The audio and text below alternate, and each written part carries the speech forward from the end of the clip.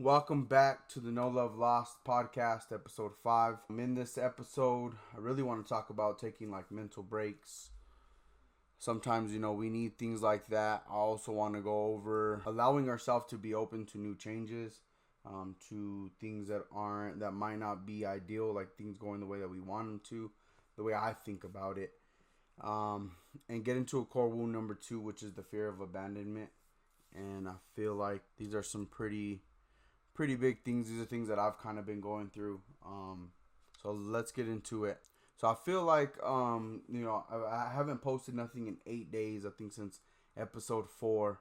I really took a break from social media. I didn't take a break from working. I still was working on the outside, and I have a lot coming. But I took a break from social media as far as just putting stuff out to everybody, opening up more. I felt like I needed some time to, rest myself.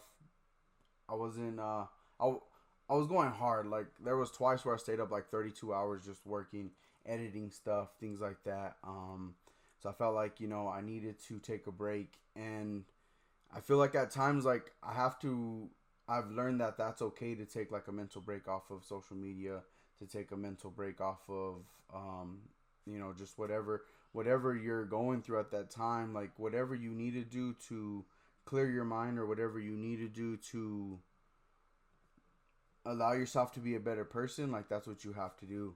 And I during that break, I still did work like I mentioned before, but I also spent more time with the kids, just trying to still be the best father I can be. Read a lot, and I kind of played video games. During this journey, like I haven't really played very many video games, so it's kind of nice just to get back into watch a video game, or to play video games again. And I felt like there's a time and a place where sometimes that's what we need. And so that gets into my next segment that I want to get into, which is sometimes I feel like, well, this used to happen to me a lot. When things didn't go my way, or they didn't go the way I thought that they were going to go, I would get really down, or I would get pissed off, or I would just, how would I say it? Like, I would just let it, like, ruin everything that I was working for, everything I was striving for. And lately, some things haven't gone really my way, but, it's been okay. I haven't let it ruin my time. And sometimes I feel like when they're going to the next chapter of our life, or going into the next dimension of our life, I feel like it's a test. Like you're gonna be broke, or you're gonna be rock bottom mentally, physically, wherever you're at. You accept the things that you cannot control. Like whenever you're okay with it, like whenever like tomorrow's a new day, or next week's a new week, and everything's gonna be fine. That's whenever I feel like you unlock something else into another dimension in your brain, or another part of your brain, where you're able to go to that next level. You're able to go to that next level of life. Certain doors open up for you. And I have to constantly remind myself that like stop getting down, stop being so hard on myself, or stop trying to control all these things that I can't control, because I can't control everything, which is it's tough, because I'm one of those people there where I like to plan everything out. I like everything to be perfect, and that's another issue, or that's another wound that I talked about last time. With that, it was really like I have things waiting and depending to move this on further, but I wasn't able to do it like financially right now, because some things just happened.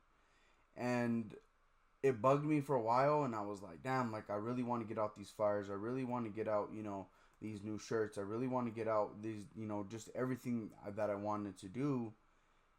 And I wasn't able to do it. Like my hands are tied behind my back, and it sucks. Like it sucks, but at the end of the day, like, what can I do? So in that time, I took a time to plan, to map 2020 out more for myself. I took a time to visualize where I wanted to go with this, where I wanted to, bump this up to. How can I make this 10 times better? How can I reach more people 10 times better? How can I get other people's words across? Whether someone's going through the negativity in life or whether someone is going through the positive side of life. And again, like I appreciate everyone's feedback. I appreciate everyone reaching out, everyone wanting to tell their story.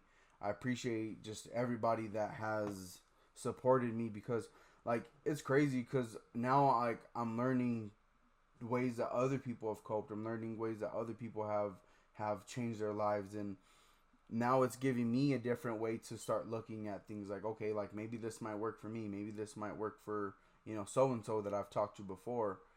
And that's really what I'm trying to do, is I'm trying to build a network or build a platform where people can go, okay, well, this didn't, what Josh mentioned to me didn't work, but maybe what so and so said to me might work.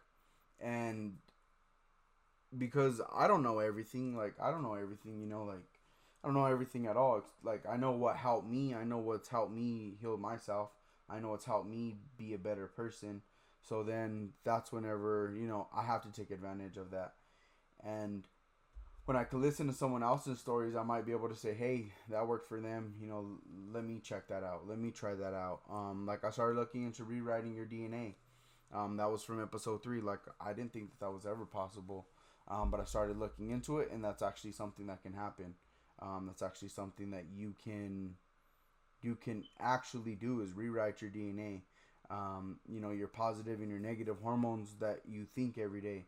Like that's crazy. You know what I mean? Like I never thought that, but from what Hyman told me, I started doing some research, started reading about it. I started looking more into it, and sure enough, like it came about. And and that was, you are able to do that just from your thoughts, just from the way you think, just from the way you feel.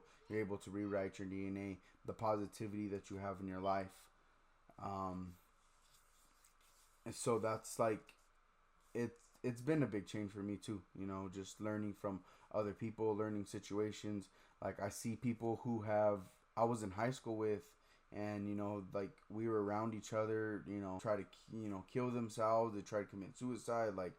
Like that's crazy, because like I didn't know that hurt. Like I didn't know that pain or that hurt that they had, that they were that they were fighting with every day. So I think for me, like it raises awareness for my kids, for me to tell my kids to not only be open with me, because I do want to know things as my kids, but be nice to people in school, because I wasn't the nicest growing up. Like I'll be honest, like I didn't know how to express my pain, so I expressed my pain by hurting other people. With that, like like I want my kids to be able to talk to people and talk to other people who they might see might be in a slump or might be doing this, or just be friendly in general, because you never know. Like what if one time like they could save someone's life, or I could save someone's life just by opening up with this podcast, and someone says, hey, I really need to talk to somebody. And like if you guys ever feel that way, please don't hesitate to call me. You can call me on Instagram, or you call me on Facebook, Snapchat, whatever you guys have me on. Like I'm up usually till 4:00 in the morning, working. So please don't hesitate to not call me, or text me or write me, whatever. Like I'm always here. Like I'm always here to help everybody out. That's really what I feel my mission is for 2020. Is to help out as many people as I can, serve as many people as I can, and just give everybody an ear, because I know, whenever I was down and out, I just needed an ear. I just needed someone to feel like they cared. And it's not that anyone around my family didn't care. It was just, I wasn't sure, like who I can go to, or, like I was so insecure in myself, and I was so down on myself. Like I couldn't go run to, like, I felt like I couldn't go run to anybody. And like for my family, sometimes, it's hard. They're like, I'm so sorry. I'm sorry that you felt that way, or, this and that. And, no one should ever feel like it's their fault that I wasn't able to open up. Like I just didn't want to open up. That's another thing. Like I saw a post today, and, he was like, I don't open up because I don't want to burden nobody. And, I told him, like, you don't have to open up to anybody. You can open up to a journal. You can open up to whatever it is that you're comfortable opening up to, and you take baby steps from there. You know, like you'll take a baby step from a journal to maybe talking to your spouse, maybe talking to your brother, maybe talking to your sister, cousin, best friend, whoever you're close to.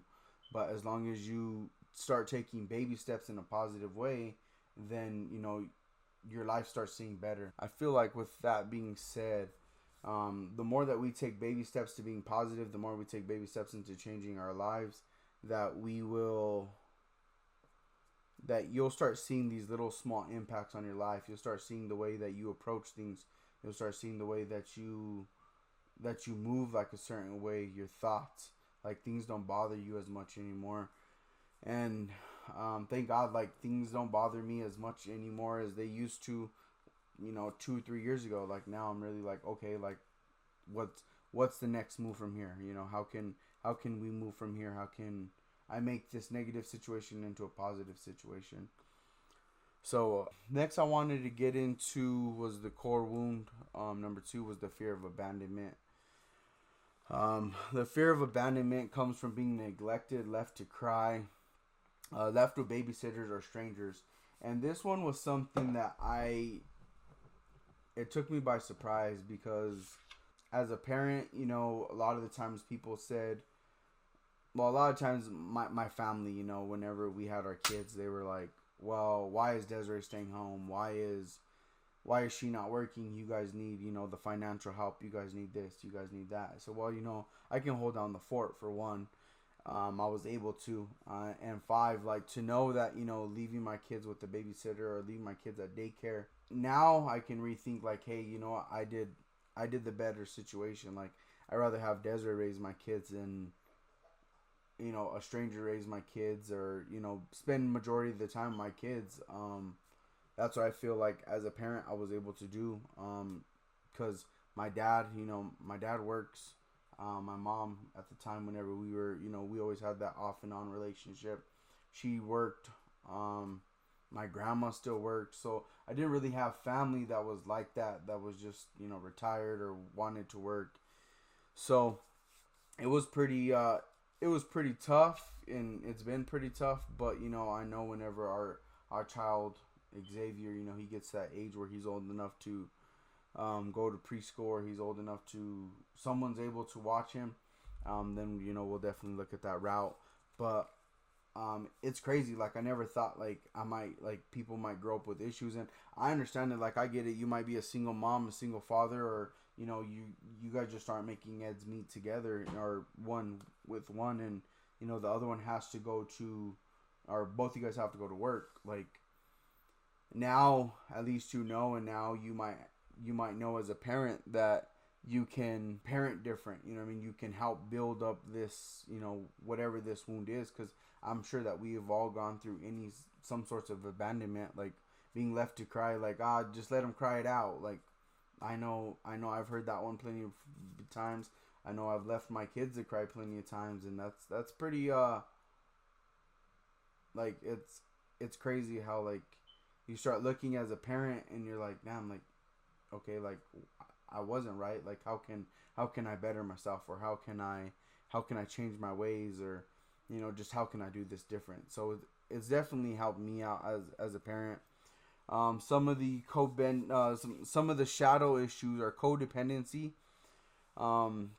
Abandonment wound is something that is nearly every person must heal from. So we all have some form of abandonment. And it can be for either physically abandonment or emotionally abandonment, or both. So there's many causes, including this, like leaving the baby to cry, being forced to cry it out as a baby, was left in the room, no parents, being left at daycare with babysitters, etc. It can also be emotional, where parents dismiss you or fail you to present or to be present with you. And I feel like that's something that's pretty big. Like your parent dismisses you. Like I know a lot of times in our culture, we might have people, you know, where mom or dad kicks them out of the house, you know, because they're acting out, or you know, they're getting in trouble, things like that. Like, It causes more harm than it does good, I think. Many people are conditioned to believe that the above behaviors are normalized, and that they aren't. They are normalized but traumatic. Attachments parenting is not practicing by the masses. Without that, you will have to experience abandonment. The fear of abandonment leads you to dependency on others, to be in unhealthy codependent relationships. This fear leads you to base relationships on how much the other person is doing for you or how much you need them to do, which I think is pretty crazy. Like, think about it, how many times people stay in relationships just because it benefits them, whether it's an intimate relationship, it's a physical relationship, or whether it's a family relationship. A lot of times people stick around just because the one, they're benefiting from it, or they feel like this is what I have to do, like this is my family. Family means everything, and it's okay if my family disrespects me or disrespects my wife. Like, that's my family, and it's okay, we can get past it. So I feel like that fear of abandonment, you're looking to fill that void. Like, you're looking for that love, you're looking to fill that void, or to void that feeling from the abandonment. The underlining self-belief is that you cannot take care of yourself, because in early trauma, when you could not actually take care of yourself, that's when you needed someone. That's crazy. At a young age, you were forced to take care of yourself. So you're forced to be dependent, which I think can be good, but at the same time, it can be bad. This neediness can result in the flip side of making others depend on you, so you cannot be healed your abandonment wound. You may create dependencies within other, including children. Whenever I was reading that, I looked more into that. That sparked me a little bit more, because I read something like how you force people to change for you, like you tell them, oh well, I really need you to change so that way this relationship can work. I know I've done that. I'll be honest with you, I'll be guilty of that. I know I've done that. Oh hey, you need to change this for this relationship to work, or such and such. That's it's pretty crazy. On you notice some of the things that you do, and you don't realize where this is coming from. Parents who are enmeshed with their children create a needy child in order to feel secure that the parent, will not be abandoned. This also manifests and taking on the full responsibility of taking care of aging parents, or always being a caretaker for someone. Whenever others need you, you take care of them. The neediness secures the idea that you will not be abandoned. I think that's pretty wild. And I think the only reason why I can relate to that is because my wife is very she's always the person that needs to help. She's always the person that needs to be there for someone. And even if she knows it's necessarily not going to be good for her. So I feel like that's pretty big, because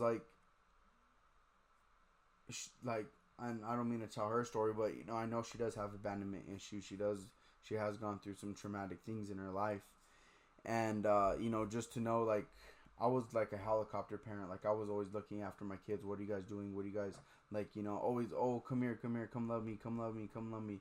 But that was just the abandoned part of me, wanting to feel like I would never be abandoned again. And we all have a different abandonment issues, that I'm sure we can talk about. And if you guys are ever interested in sharing your story, please let me know. I've recorded with 2 people this week. I think in the last 2 days, this is my 3rd time recording this week. And me and one guy recorded for literally 2.5 hours, so whatever it takes to get your story out. We could break it up into segments, we could break it up to however is best for you guys. We can do that. We can do it over the phone. We can do it in person, whatever, just as long as, I help you guys get your story out, or help you guys heal any way that I can. Okay, now here's the how to help heal this wound. Ask yourself, who am I? And if no one needs me, can I actually accept that no one actually needs me?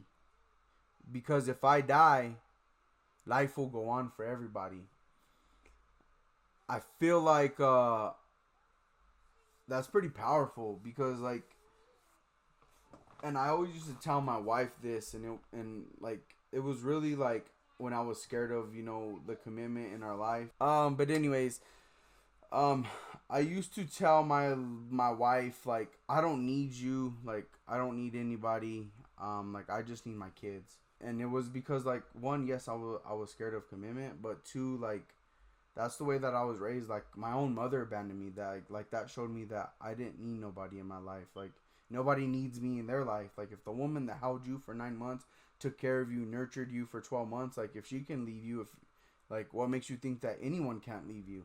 And so it definitely built up like an issue for me, like commitment. Like it was a huge commitment thing for me. But whenever I was able to really let my guard down and I was able to break down to Desiree like this is why I felt this way, or things like that. Um, like I always wanted to marry Desiree. Like I always knew me and Desiree had this not only a bond because we grew up the same way, but she understood me. She understood where I was coming from, and like even through the bullshit, even through everything, like I put her through, like from the times I've just blocked her out, from the times like I've just left, like I've just abandoned her for a day or whatever, just to for my own negative reasons, to think I was getting my own mind right or something like that. Like it left her to question, it left her to wonder like what the hell's going on. So she I was not very good at talking to begin with. I was used to just escaping somewhere and just being by myself and getting my mind right. So like I had to learn to be a better spouse, to be a better everything else. So I feel like, does anyone need me in their life? No. Like my wife doesn't need me. If I die today, like her life's still gonna go on. My kids,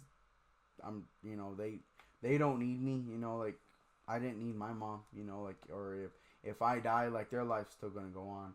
If for whatever reason, I will never abandon my kids because I know that fails. But like if I was just to up and leave, my life would go on. Or my kids' lives would go on. And that's like that. It's just something kind of different. Like whenever you think about it, on like like no one really needs you, which is, if you really sit back and you really think about it, it's kind of crazy because we always feel like such and like people need us to be successful, or people need us to be happy, things like that. So, or those may be some scary questions, but that's exactly where you want to be. With your raw emotions, you can tap into the fear. The healing this wound is not vital. It is vital to not abandon yourself along this journey of reclaiming your soul pieces and integrating your inner child. You must embellish yourself as your own internal parent.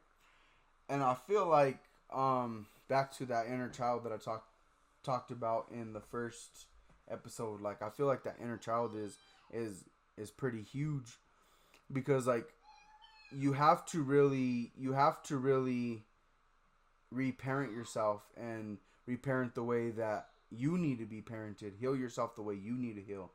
And whenever you do that, like I'm not saying like our parents did a bad job or your parent did a bad job or whoever raised you did a bad job. Like they did the best on what they know how. But now that we have, all these different sources that they didn't have back in the day, we're able to learn new things. We're able to gain knowledge about healing yourself, about taking on different things in life.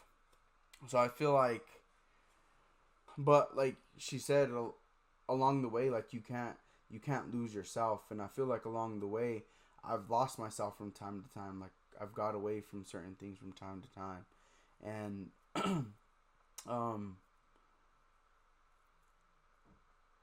I feel like, like I've been telling everybody, 2020 was about self-love, and it was about me being selfish to myself and me loving myself. But when I say selfish, like that's not really like, I didn't mean selfish like oh, it's all me, like it was really just like me focusing on myself for once, because I feel like I haven't lived my own life for the last 9 years. I lived the life that other people thought I was supposed to live, and it didn't get me nowhere. It didn't get me nowhere at all. And so I feel like 2020, instead of being selfish, I'm gonna start saying that it's very strategic. Every move that I make is very strategic.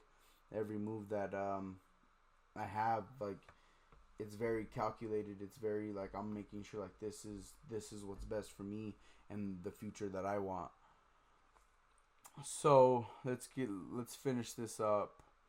You must take care of your own needs and make them your priority. If you choose to do things for others, ask yourself, is this unconditional? Am I expecting something in return? If yes, then don't do it.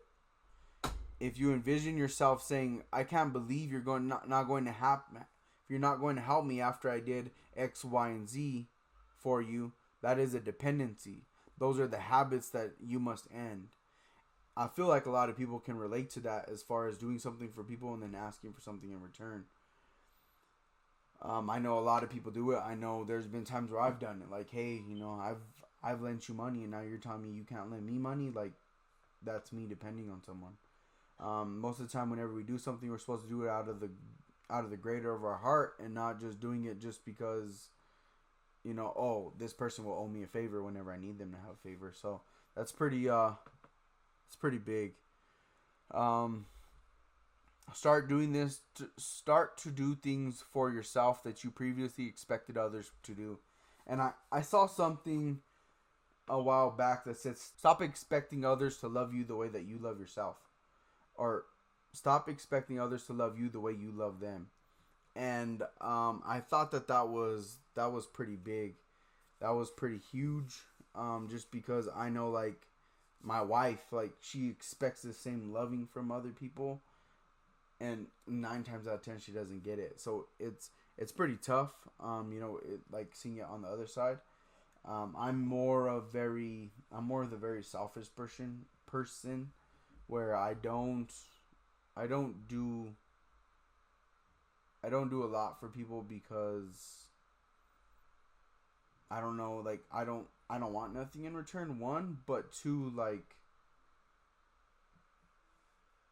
I know, like, it's not always mutual, you know what I mean? Like, I hate depending on people. I hate, like, I don't know how exactly to say it, but, like, I just don't like, I don't like that whole situation of, like, hey, I did something for you, like, you do something for me. So that was pretty much all that I had today. I just wanted to talk to everybody. I know I've been absent for 8 days. I haven't posted nothing for 8 days, and some people reached out to me, just said, hey, are you okay? You haven't posted nothing. So I appreciate those people. But I feel like sometimes we need to take those mental breaks. Sometimes we need to take a break away from everything, especially whenever things aren't going your way, just because you might want to act, or you never want to make decisions, or you never want to do things that are impact your future on, like, negative thoughts, on a negative mind.